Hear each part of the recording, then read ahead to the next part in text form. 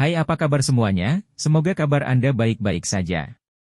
Terima kasih karena sudah memberikan support dan juga kesetiaan Anda untuk membangun channel Codot Film. Yuk kita lanjutkan alur ceritanya, sambil siapin kopi dan cemilan, setting suara volume full. Gasken. Di aula yang tenang, aroma samar bunga tetap ada, dan beberapa orang juga tertawa dan berbicara tentang urusan keluarga.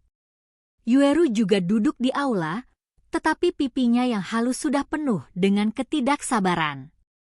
Dia sudah berada di rumah kayu selama lebih dari 10 hari. Mengapa dia belum pulih? Setelah duduk beberapa saat lagi, Yueru akhirnya melompat turun dan berkata, "Alkimia memakan waktu, jadi aku tidak bisa terburu-buru."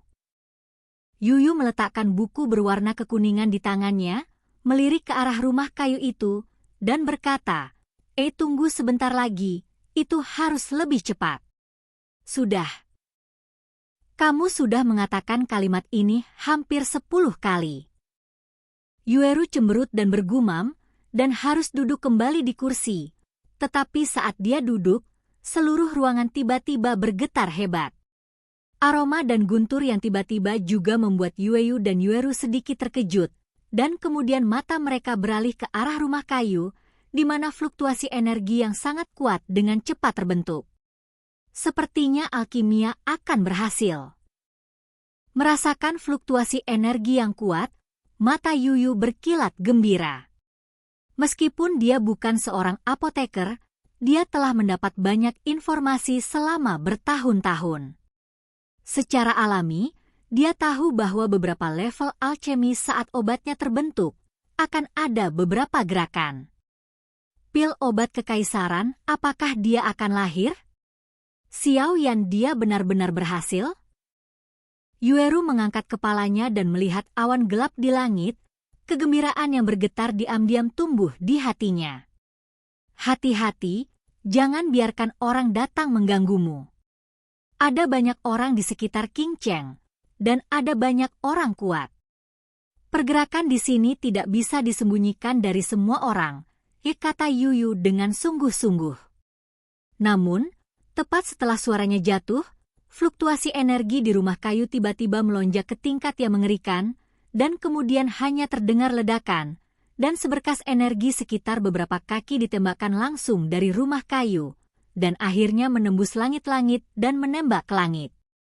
Melihat seberkas cahaya yang menembus langit-langit dan mengalir ke langit, bahkan wajah Yueru sedikit berubah, dan dia sedikit mengernyit dan berbisik, "Pil obat macam apa yang sedang disempurnakan Xiao Yan? Ini sangat besar, sepertinya seluruh King Cheng harus diganggu." "Ayah!"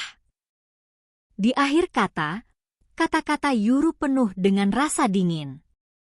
Hei, sejak penyakit gelap merasukiku, aku sudah lama tidak muncul. Aku harus muncul untuk menakut-nakuti monster tua itu dengan niat buruk." Cahaya dingin melintas di mata abu-abu ungu Yuyu. Gerakan semacam ini pasti akan menarik intip dari beberapa pusat kekuatan Kaisar Dou Bintang 4. Jika ada orang tua abadi, jika dia mengganggu hatinya dengan kejam dan santai, itu mungkin akan menyebabkan banyak kerusakan pada Xiao Yan. Suara itu jatuh, dan sosok Yuyu bergerak, dan dia menghilang ke dalam ruangan dengan aneh. Ketika dia muncul kembali, dia sudah berada di atap, matanya yang acuh tak acuh, dan perlahan menyapu ke sekeliling.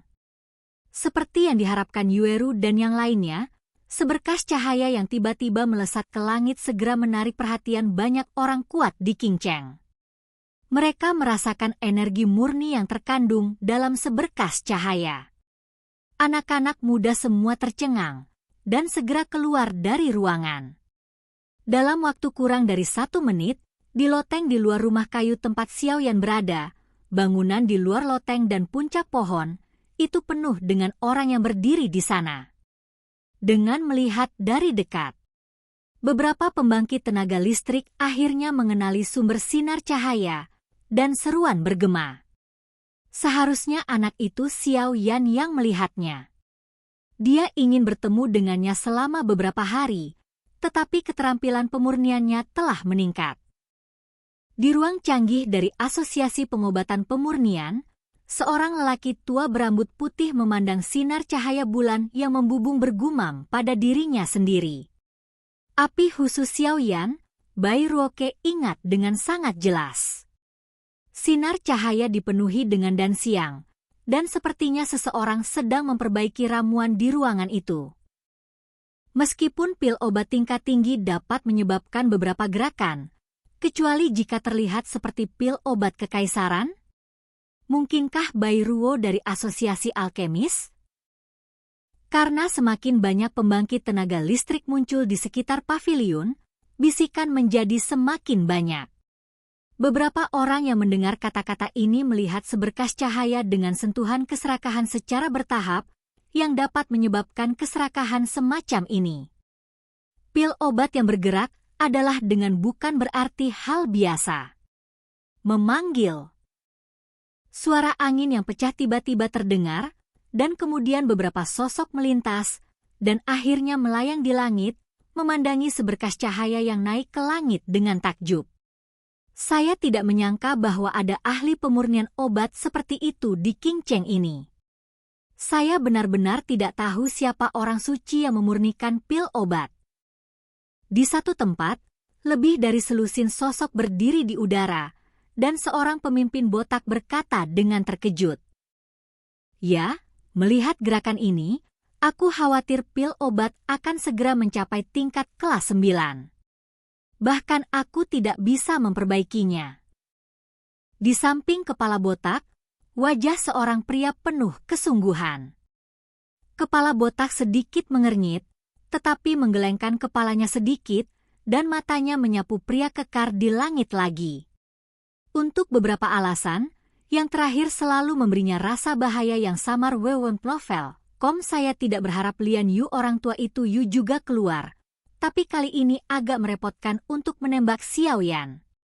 Mueller perlahan menarik kembali pandangannya dan mengerutkan kening. Menurut informasi yang mereka terima, Xiaoyan telah tinggal di keluarga Yu sejak reruntuhan itu keluar. Sejak Mueller terluka oleh Xiaoyan di reruntuhan, Mueller menyimpan dendam. Kemudian, ketika mereka menemukan jubah putih misterius, mereka tidak memiliki kesempatan untuk memiliki kekayaan besar itu. Dengan ayahnya dan sekelompok orang bersiap untuk menemukan tempat. Bunuh saja dia bersama-sama.